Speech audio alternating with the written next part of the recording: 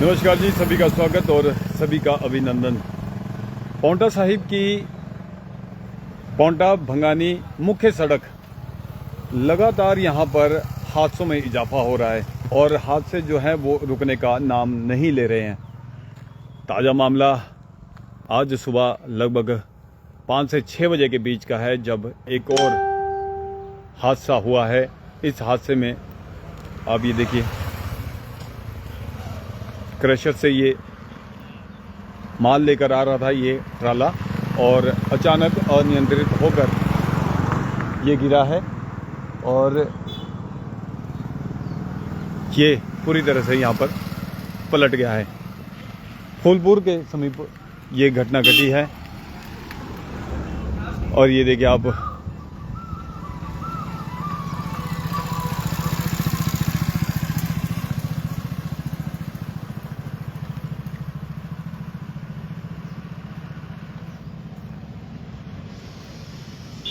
ये 20 टायरी ट्राला है, इसी तरीके से आ रहा था। हालांकि इसकी ये साइड नहीं है, इसकी साइड इस साइड है और फिर भी ये यहाँ किस तरह से उधर गया है क्या कुछ है, क्योंकि ये मोड़ है और उस मोड़ से एकदम अगर आप देखिए स्पीड में आएंगे तो नियंत्रण करना बड़ा मुश्किल होता है। लेकिन इतना यहाँ तो इतना ये टूटी फूटी सड़क भी नहीं है, लेकिन पूरी सड़क जो है जगह जगह इसमें गड्ढे हैं। मेरी गुजारिश यहाँ चलने वाले सभी ड्राइवरों से यही रहेगी कि इस सड़क पर अपनी गति को थोड़ा धीमा रखें, क्योंकि ये जो रास्ते हैं ये उस तरीके के रास्ते नहीं हैं जहाँ पर आप तेज़ गति से चल सकें। फिलहाल आज पांवटा साहिब में एक और बड़ा हादसा हुआ है, लेकिन अच्छी बात यह है कि इस हादसे में कोई जानी नुकसान नहीं हुआ है। लेकिन कोई भी अप्रिय घटना घट सकती थी, क्योंकि जो पांवटा से गाड़ियाँ आती हैं उनकी साइड ये है और जाने वाली गाड़ियों की साइड ये है और इस साइड से दूसरी साइड वो ये ट्रक पलटा है। तो कोई ना कोई अप्रिय घटना किसी और के साथ हो सकती थी जो उधर से आ रहा था।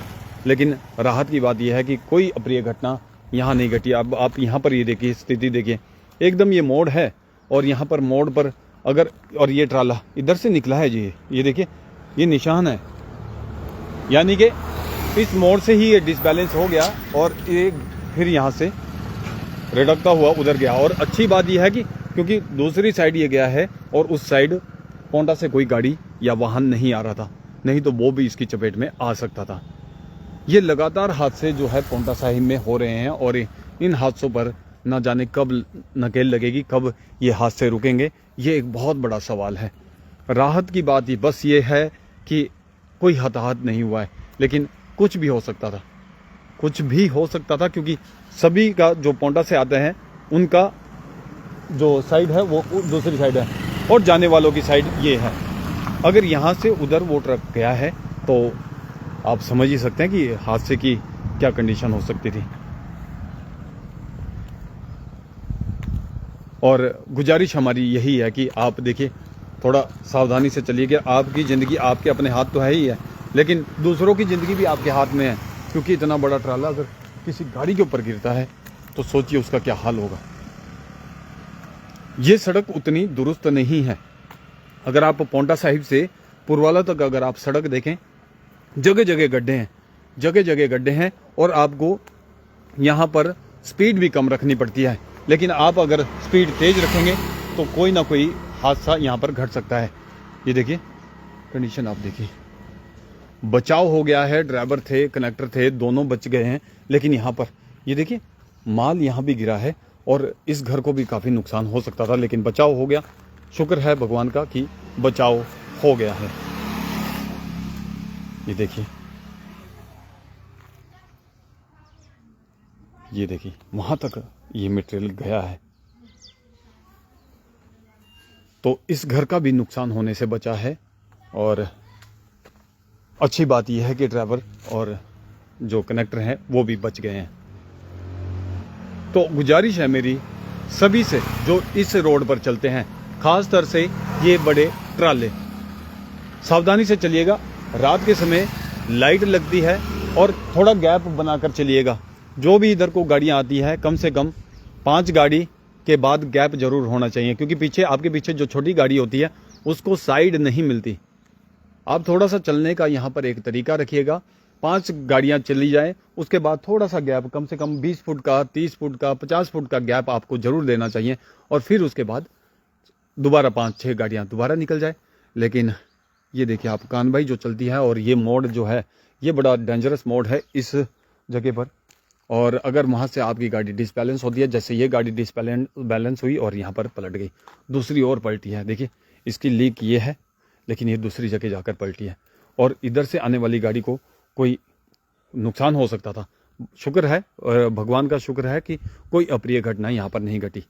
लेकिन ये जो लगातार हादसे हो रहे हैं, अभी 2-3 दिन पहले शुभखेड़ा में भी हादसा हुआ था, तब भी यही ट्राले, आखिर इन ट्रालों से ही क्यों होता है?